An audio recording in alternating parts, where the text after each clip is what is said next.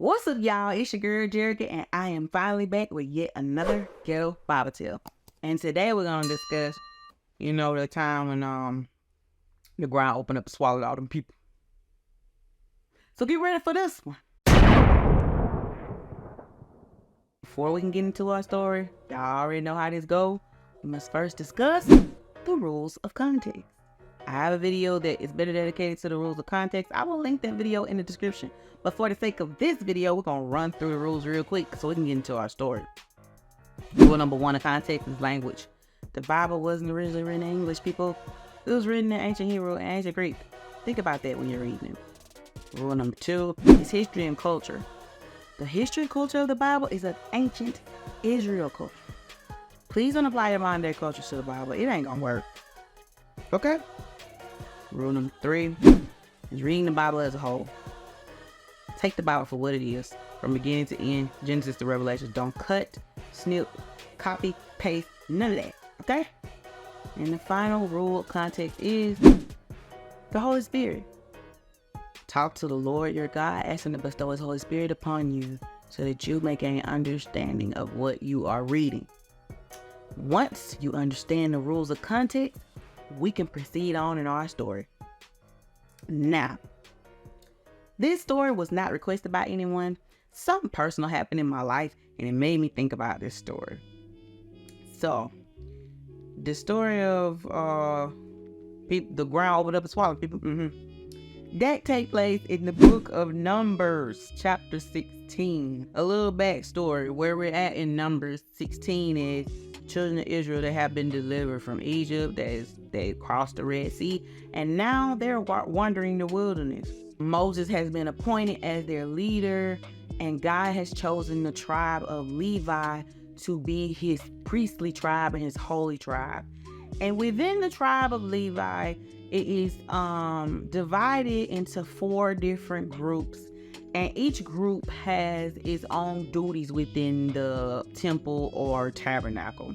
At this time in Numbers, it's a tabernacle because they haven't settled in any land yet. They haven't made it to the promised land, so the temple has not been built. So at this time, they're in a tabernacle, which is a space that's designated for worship and all of that, but it's a tent. It's a special tent that's made a special way, that's set up a special way outside of every other tent. It's not like a regular camping tent, okay? The 4 groups within the tribe of Levi. The first group is called, y'all already know how this go. How I can't pronounce nothing, so I'm saying the words, or trying to say the words, but the word is gonna be at the bottom of the screen, okay?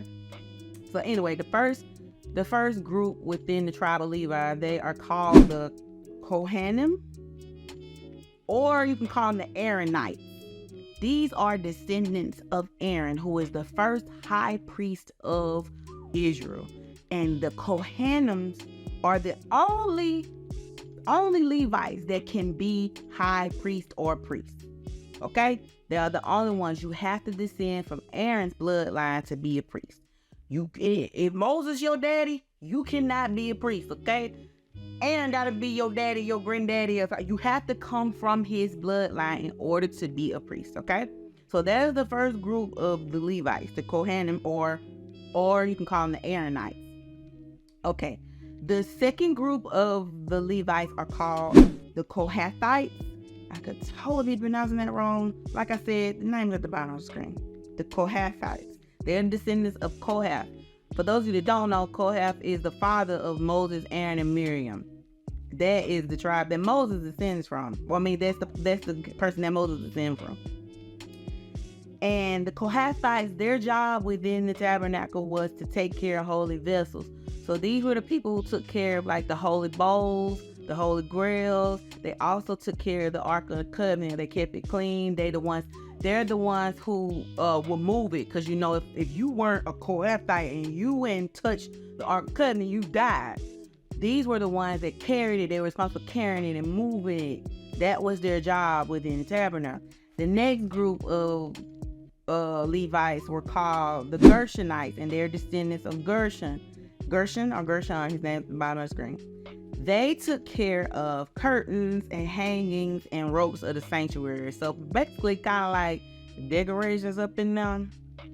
When the thing was set up, they was the ones that were responsible for hanging up the curtains, for hanging up tapestries and all this stuff. That was the Gershonite job. And the final group of the Levites were the Merarites. They are descendants of Merari. The name's at the bottom of the screen, y'all, because I'm probably pronouncing this so wrong, but Merarites. Anyway, their job within the tabernacle was basically like taking care of the framework. So basically, I like to call them the Merarites, the maintenance men. They were responsible for actually building the tabernacle. They put the tabernacle together.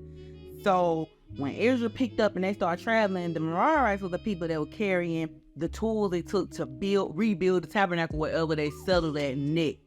So these were the people. This was the set of the Levites that were responsible for building it, and the Gershonites were the set that were responsible for decorating the inside. The Kohathites were responsible for taking care of all the holy items, and the Aaronites / Kohanim were the actual priests. So these were the people that handled the sacrifices. These were the people that took the incense, burned the incense for God, this, that, and the third. Those were the 4 groups within the Levites. You probably wonder why I said all that, but all that matters within this story, okay? So anyway, now, at the beginning of number 16, we meet a man by the name of Korah. Korah is a Kohathite, which means that he is the person that's responsible for his group is responsible for taking care of the holy items within the tabernacle. Like I said, the Ark of the Covenant, the Holy Grails, the table of something. I can't remember. But they took care of all the holy items, okay? Only them. Like, they had to take care of that, okay? That was their duty. So, Korah is a Levite. He has teamed up with 3 other people. There were 4 leaders in this rebellion against Moses, okay? Korah was a Levite. He banded with 3 dudes from the tribe of Reuben. Their names are Dathan, Abiram, and On. I'm probably saying their name wrong. It's at the bottom of the screen, okay? And along with these 4 leaders of this rebellion were 250. According to the Bible, they were renowned and well-known men within the tribe of Israel, okay? So 250 people. He takes this group of people that rise up and they approach Moses. And Korah says, he makes the claim that Moses and Aaron have exalted themselves and that they think that they are holier than everybody else. And then he said, y'all ain't the only ones that know God. Now, I don't know if Korah and them was present for what happened to Miriam like 4 chapters ago. Her and Aaron literally did the exact same thing.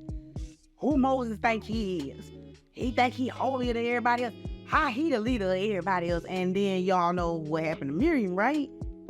She got struck with leprosy. I did a video on that. I'm gonna leave a link to that video in the description box. Please go watch it. Pause this video, go watch the video, then come back to this. But that happened 4 chapters ago in Numbers. So I'm like, did Korah and them not know what happened? Because clearly God has already proven who he has chosen as the leader of Israel.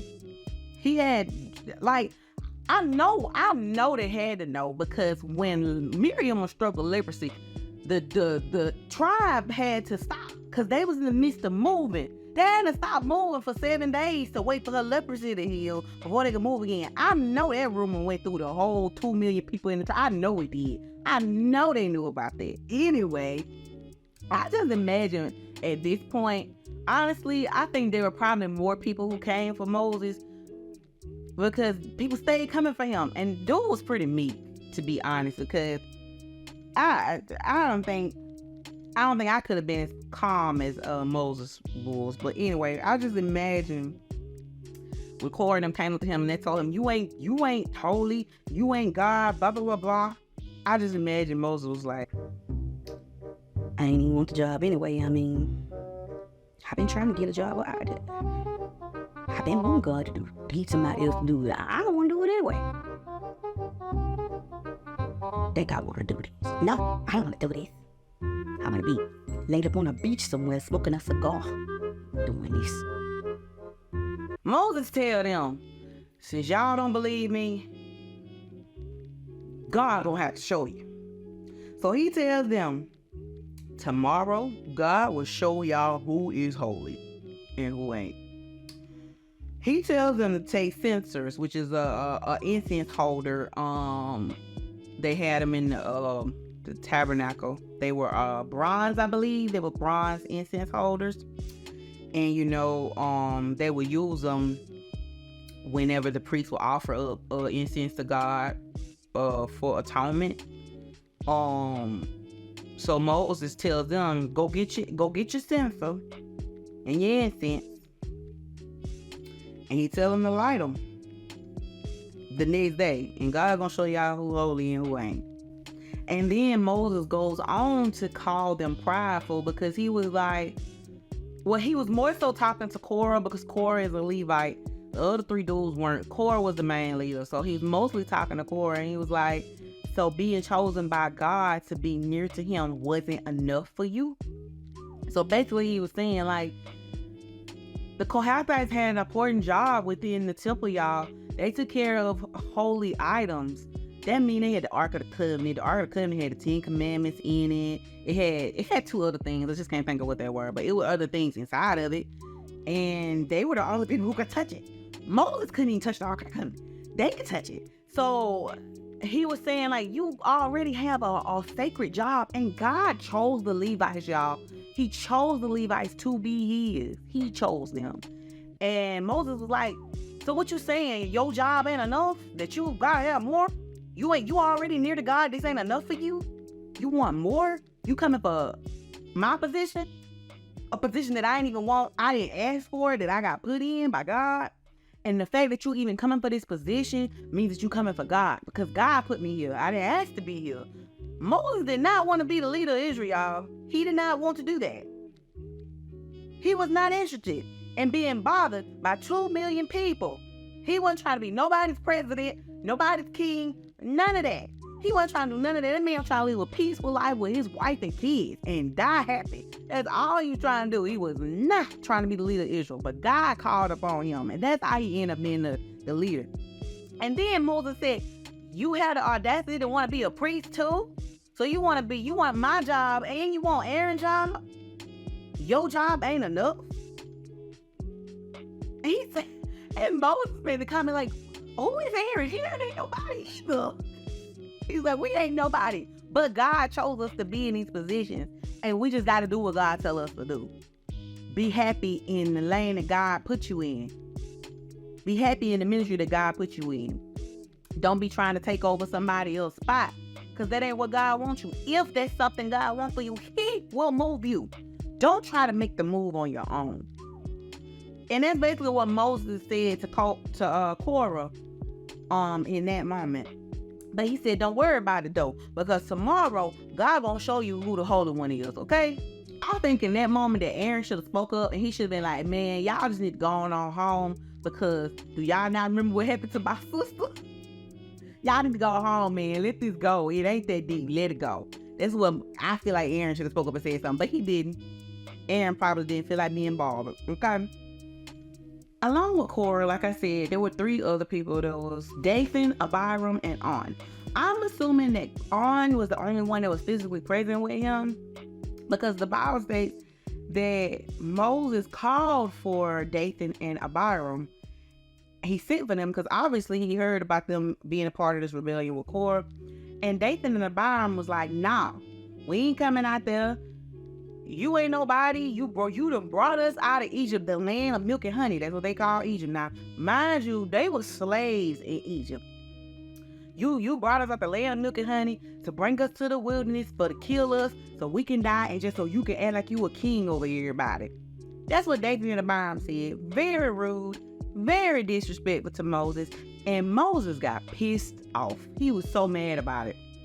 And he was like, Lord, he said, Lord, don't accept their offerings, because I ain't done nothing to these people. I ain't done nothing to hurt them, and I ain't never took nothing from them, Lord. So please don't accept their offerings. And so Moses was typically like a meek man. I think that he was very calm for the most part of all the crap that happened to him. He handled things very well. And I think, honestly, I feel like his anger was right. He had a right to be angry within this moment because he didn't do nothing to nobody. He didn't ask to be put in that position. God chose him for that position. And it wasn't Moses. Moses didn't do this. He wasn't trying to, like I said, he wasn't trying to be nobody's king or nothing. He wasn't trying to tell everybody what to do. He didn't want to do it. He didn't want to do it. He didn't want to go back to Egypt. He didn't want to see the people of Israel again. He did not care. He didn't want to be bothered. But God chose him. And he just stepped into his calling.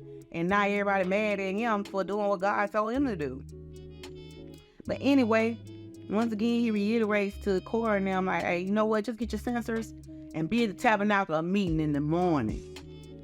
You and all 250 of the people that's following you. Because once again, like I'm saying, it wasn't just those 4 people. They were the leaders of the rebellion. There were 250 men along with him. So 4 dudes plus 250 dudes all come up to Moses. Like they ready to fight. Because they want to be the new leader.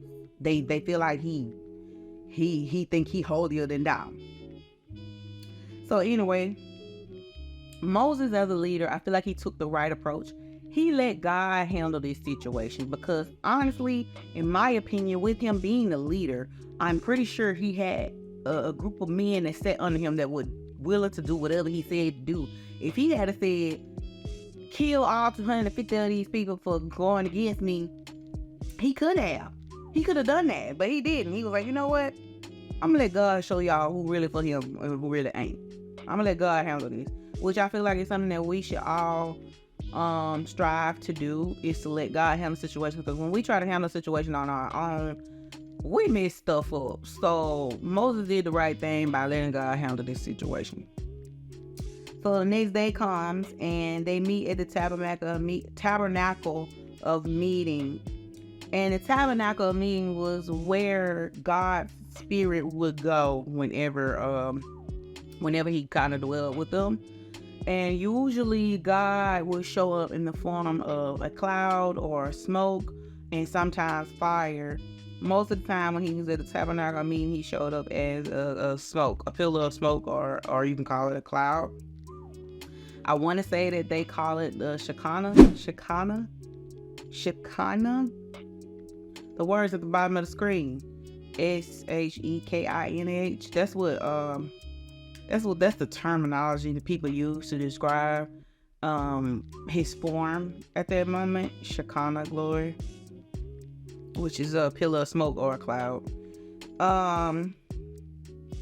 So the next day, Korah, the 250 men that were following him, as well as Moses and Aaron, they all showed up to the tabernacle meeting with their censers holding incense. God shows up as a cloud or a pillar of smoke. And out loud, he says, where everybody hear him, he tells Moses and Aaron that they need to separate themselves from all these men because he about to kill them. And immediately, Moses and Aaron show what type of heart that they have. They both drop down to their knees and they pray to God and they say, God, they intercede on behalf of the 250 that's following Korah and the other guys. They was like, Lord, please don't let all these people perish behind one man's ambition. And that was a heart test for them too, which they passed with flying colors. God tell Moses, tell everybody they need to separate themselves from Korah, Dathan, Abiram, and On, because I'm about to kill them, and if they near, they gonna die too. And he's saying all this aloud. To be honest, everybody can hear him. Can you imagine how Korah was looking when God showed up as a cloud and was like, "Yeah, I'm gonna kill all y'all"?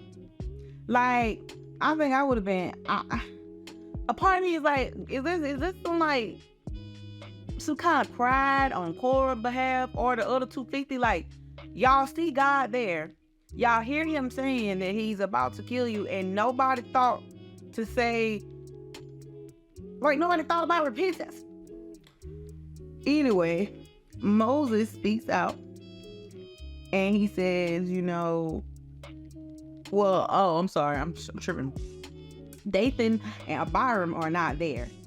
So being that they not there, Moses and the people, the 250, Korah, and the other guy, they all go to Dathan and Abiram's tents, because these dudes have their own separate tents, and they have families as well, wives and kids.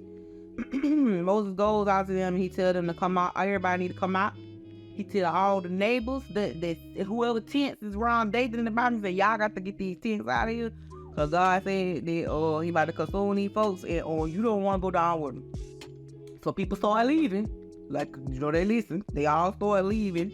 And so Moses speaks out and he says, this is how y'all gonna know that God chose me for this position. He said, if these men die of natural causes, then God did not choose me to be the leader of Israel. However, if the earth open up and swallow them, then y'all will know that these men have rejected God and that God has chosen me to be the leader of these people. As soon as he said the last word, the ground opened up. Korah, all 250 of them folk, no, I'm sorry, I'm lying. Korah, Dathan, Abiram, and them fall into the hole. Dathan and Abiram family fell in the hole with them. The wives and kids, because they was at their house. All of them died. They fell right along with them. And, let me rephrase, because I said something. I said that, did I say everybody needed to get away? Everybody didn't leave yet. They were still there watching. Everybody didn't leave. They were still there watching. But anyway, so Dathan and Abiram and Korah get swallowed, and the families get swallowed up by the ground, and then the ground closed back up on top of them. So they got swallowed alive, then the ground closed back up on top of them. When everybody saw that, they started scattering like cockroaches. And then the other 250 that was holding stencils that had followed Korah, God said all of them on fire. All 250 that they died, burnt to a crisp. And so God speaks again, and he tells the Levites to go get the bronze censers from them traders. We're gonna melt them into covering for the altar, and it's gonna serve as a reminder that only Aaron's bloodline can be priest. Because the whole issue was Korah wanted to be a priest. He wanted to be a high priest. You can't be no high priest if you don't come from Aaron's bloodline. That's what God said from the beginning.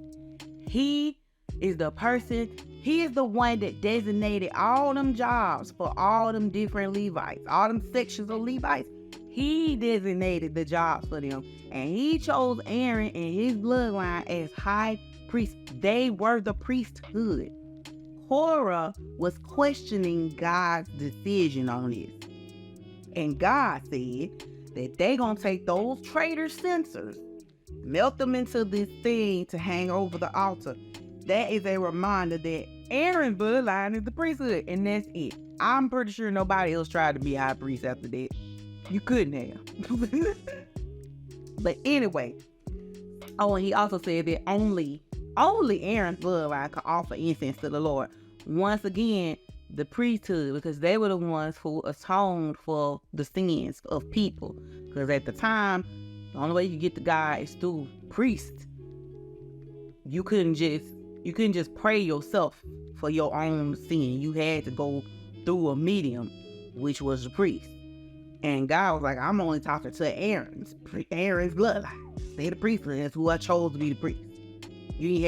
So basically, he said, y'all should have known not to even try to light no incense and play with me. But anyway, so all that had Korah died, Dathan died, Abiram died, and the 250 people got set on fire.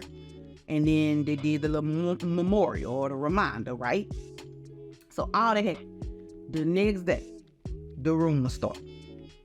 So everybody around the camp is going around whispering, calling Moses a murderer now at this point. Because like I told y'all in the beginning, the 250 were well-known, renowned men in the tribes of Israel. That's what the Bible said, that these were basically, what's the word? I guess you could kind of call them nobles if you want to, but they were well-renowned. So that means everybody knew them or everybody knew of them. So I guess you could say a bit of local celebrities. Everybody knew who they was. And so the rumors start the next day that he done killed all these men. He should be ashamed of himself. Moses ain't no good. He shouldn't be nobody leader. I can't believe he done killed people. Who he think he is? He ain't nobody. Why he killing folks? Oh no, he ain't. He ain't the one. We gotta get rid of Moses. Moses ain't no good, y'all. I don't know how Moses did it. I don't know why people really want leadership positions, because that is stressful. I wouldn't want to be bothered with that. I don't know why anybody wants to be bothered with that. So obviously Moses is feeling some kind of way. I just imagine he just feel like crap all the time. And if people stay coming for him for no reason, because he ain't asked for that.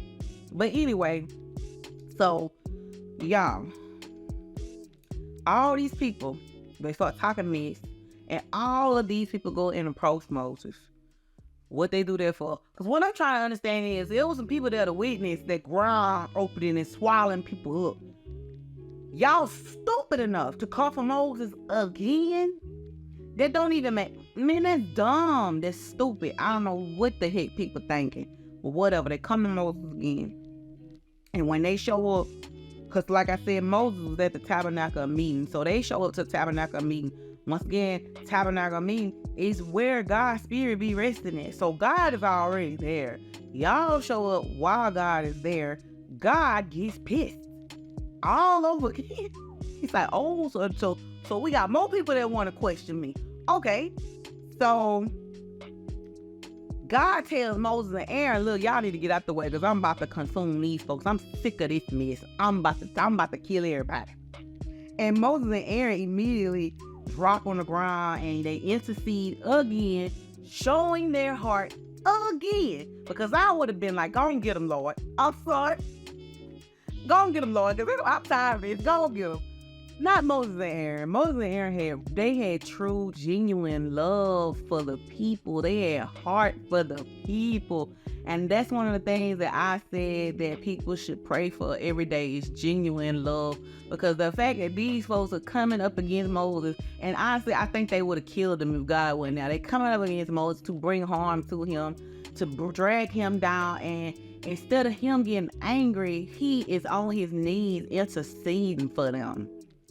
That is true, genuine love for people. And that's something that I've been praying to God for, because I hate people. Oh my goodness, I'm not a people person. And that's something that I pray to God for every day. And I see him slowly but surely lifting that hatred off of me, letting me relax, and loosening me up, and teaching me how to love his people. And that's what I find in this story is so beautiful, how Aaron and Moses was like interceding, despite the fact that these people were their enemies, honestly, because they were coming up against them. And I honestly think they probably would have killed them had God not been there. So they interceding or whatever, and God's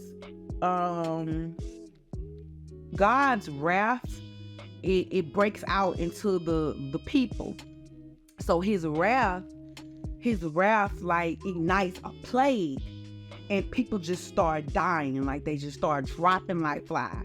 And Moses tells Aaron, hey, you need to go in the you need to run in the tabernacle meeting. You need to get the stencils, light the incense with the fire from the altar, and you need to run into the crowd, and you need to atone for these people's sin before God kills everybody, before God's wrath kills everybody, because the wrath has pretty much left well, still a smoke, and it's in the crowd. So it's like God's wrath is like sweeping through the crowd and it's killing people.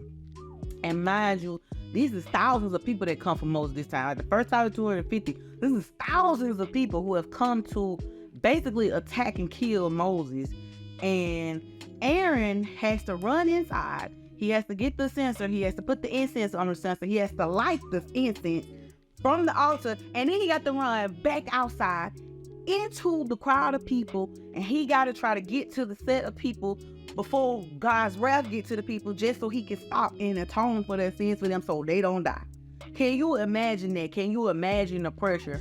And can you imagine how beautiful that is? Because Aaron could have been like, I ain't studying for. Let God do what he do. Because they clearly this is what they wanted. This is God's judgment. Let him do what he do. That's what Aaron could have said, but he didn't, y'all.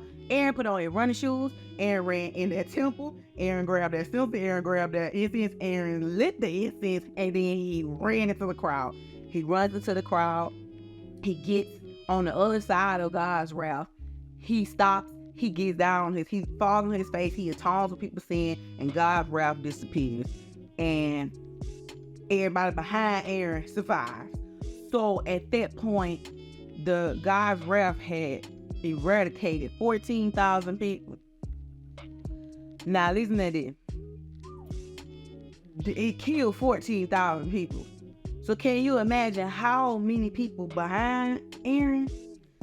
That's how many people came to attack Moses. You can't tell me that they weren't coming to kill him. They were coming to kill him. They really were. They were coming to kill him because they think that he killed some important people, and that he think he's the leader of everybody. He this, that, and the third. They was coming to kill him, and it was thousands of people. And it wasn't a couple thousand. 14,000 people died then. So imagine how many people Aaron just saved behind on the other side of him. That is how the story ends, with Aaron coming through in the clutch, saving the people. And another thing I wanted to point out too is you see that Moses stayed in his lane, and I'm gonna tell you why. I'm gonna tell you what it is, because some people might ask, well, why Moses didn't do it? Because Moses is not a priest. Moses is not the priest. Moses is the leader of the people. He is not a priest. Once again, God said the priesthood was Aaron and Aaron's bloodline. So Aaron had to be the one to go get the incense and go intercede for the people.